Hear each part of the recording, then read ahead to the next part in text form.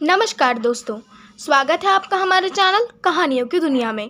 तो आज हम आपको सप्तऋषि के बारे में बताने जा रहे हैं। आखिर कौन है सप्तऋषि? तो चलिए शुरू करते हैं। मनुष्य जब भी अपने वैदिक इतिहास की ओर रुख करता है तो वह पाता है कि हमारे धार्मिक ग्रंथों, ज्ञान, अस्त्र शस्त्र, खगोल, ज्योतिष, वास्तु, योग विज्ञान और भाषा से लेकर व्यवहार तक में ऋषि मुनियों का योगदान रहा है। इसी कारण से प्राचीन काल में ही ऋषि मुनियों को राजाओं से भी ऊपर की पदवी दी गई। हिंदू धर्म में ईश्वर द्वारा दिए गए निर्देश अनुसार सप्तऋषि पृथ्वी पर अच्छे और बुरे का संतुलन बनाए रख सृष्टि के संचालन में अपनी भूमिका निभाते हैं। हमारे वेदों में तो सप्तऋषियों को वैदिक धर्म का संरक्षक कहा गया है।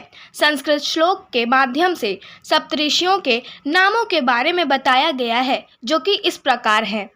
पहला ब्रह्मर्षि, दूसरा देवर्षि, तीसरा महर्षि, चौथा परमर्षि, पांचवा कंडर्षि, छठवां श्रुतर्षि और सातवां राजर्षि। ये 7 ऋषि होते हैं जिन्हें सप्तऋषि की संज्ञा दी गई है। हिंदू धर्म की वैदिक संहिता में तो हमें सप्तऋषियों की संख्या से संबंधित कोई जानकारी नहीं मिलती है, पर उपनिषद में का बाखूबी वर्णन मिलता है। जिन सप्तऋषियों का उल्लेख हमें मिलता है उनमें सप्तऋषि के नाम हैं वशिष्ठ, विश्वामित्र, कण्व, भारद्वाज, अत्रि, शौनक और वामदेव। जबकि हमारे पुराणों में ऋषियों के नाम अलग हैं। विष्णु पुराण में मनवंतर का हवाला देते हुए वशिष्ठ, कश्यप, अत्रि, जमदग्नि, गौतम, विश्वामित्र और भारद्वाज का उल्लेख किया गया है। सप्तऋषियों का जन्म कैसे हुआ? सप्तऋषियों के जन्म से जुड़ी पौराणिक कथा कहती है कि इनका जन्म ब्रह्मा जी के मस्तिष्क से हुआ था। यही कारण है सप्तऋषि को ज्ञान, विज्ञान, धर्म, ज्योतिष और योग में सर्वोपरि विद्वान माना जाता है। इनके होने से ही हमें धार्मिक वेद और पुराण प्राप्त हुए। सप्तऋषि की कहानी क्या है?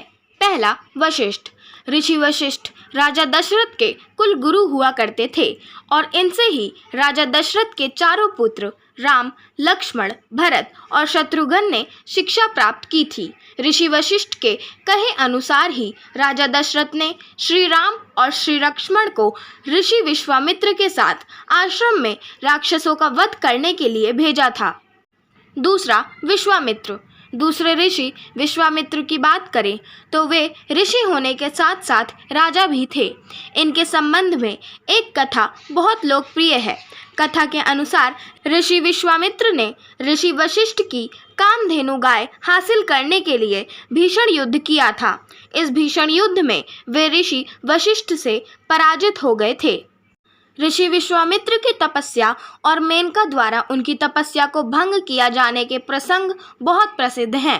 कहते हैं कि ऋषि विश्वामित्र ने अपनी तपस्या के बल पर त्रिशंकु को सशरीर स्वर्ग के दर्शन करा दिए थे।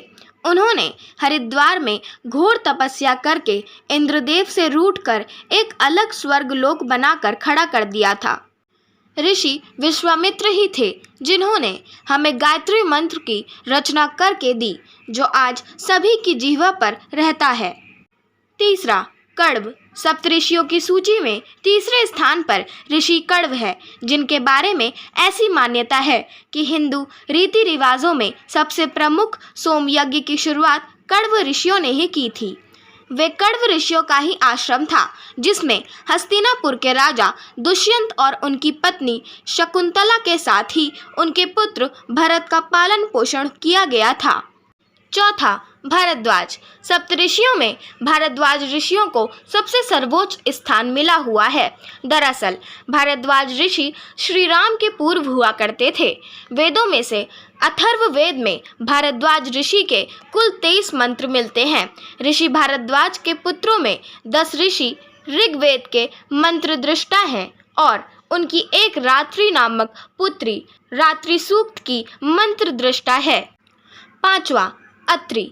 सप्तऋषियों में ऋषि अत्रि ब्रह्मा के पुत्र अनुसूया के पति सोम के पिता थे।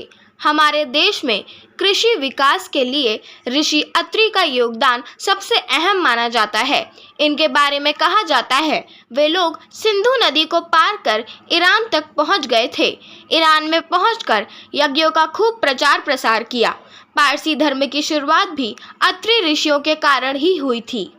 छठा, वामदेव। ऋषि वामदेव सप्तऋषियों में छठे स्थान पर हैं, जिन्होंने संगीत का सूत्रपात किया था। दरअसल वामदेव गौतम ऋषि के बेटे थे। वे ही गौतम ऋषि जो अपने तप बल पर ब्रह्मगिरि के पर्वत पर मां गंगा को लेकर आए थे। सातवां, शौनक। सप्तऋषियों में सातवें ऋषि शौनक हैं, जिन्होंने 10,000 विद्यार्थियों के गुरुकुल का संचालन किया था। हजारों विद्यार्थियों के विशाल गुरुकुल को ही चलाने के लिए उन्हें कुलपति की उपाधि मिली थी। सप्तऋषि के पिता कौन हैं?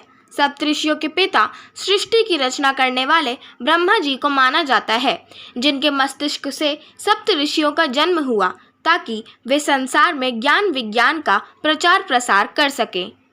सप्तऋषियों के गुरु कौन थे? सप्तऋषि जिन्हें ब्रह्मा जी ने अपने मस्तिष्क से जन्म तो दिया था, पर उनकी शिक्षा का जिम्मा भगवान शिव के पास था। धार्मिक मान्यताओं के अनुसार भगवान शिव ने सर्वप्रथम जिन 7 लोगों को योग, शैव, कर्म और वैदिक ज्ञान दिया था, वे ही आगे चलकर सप्तऋषि के नाम से जाने गए। सनातन धर्म में जितने भी धार्मिक ग्रंथ मौजूद हैं, उनमें सप्तऋषियों का योगदान किसी से छिपा नहीं है। इसलिए हम कह सकते हैं कि भगवान शिव ही थे जिन्होंने गुरु बनकर सप्तऋषियों को ज्ञान दिया और सप्तऋषियों ने उस ज्ञान को संसार में जन जन तक पहुंचाया। क्या सप्तऋषि जीवित हैं? आज भी तारामंडल में हमारे बीच सप्तऋषि तारा के रूप में जीवित हैं, जो ध्रुव तारे की परिक्रमा करते हैं। इस फाल्गुन चैत्र माह से लेकर श्रावण भाद्र माह तक आकाश में कुल 7 सप्तऋषि तारे के समूह के रूप में हम देख सकते हैं। सप्तऋषियों के जीवन काल को समझने के लिए सबसे पहले यह समझना जरूरी है कि ब्रह्मा का एक दिन एक कल्प कहलाता है। उस एक कल्प में कुल 14 मनु होते हैं। इन हर एक मनु के काल को मनवंतर कहा जाता है। इन्हीं आने वाले प्रत्येक मनवंतर में अलग अलग सप्तऋषि हुआ करते हैं। वर्तमान की बात करें तो अभी वैवस्वत मनु का काल चल रहा है और इस काल के सप्तऋषि हैं कश्यप, अत्रि, वशिष्ठ, विश्वामित्र, गौतम, जमदग्नि और भारद्वाज। इस तरह से हम कह सकते हैं कि सप्तऋषियों का जीवन काल मनवंतर पर आधारित है। आशा करती हूँ आपको हमारी आज की जानकारी पसंद आई होगी। अगर आपको हमारी आज की जानकारी पसंद आई हो तो चैनल को सब्सक्राइब करें, वीडियो को लाइक करें और बेल आइकन दबाना ना भूलें। धन्यवाद।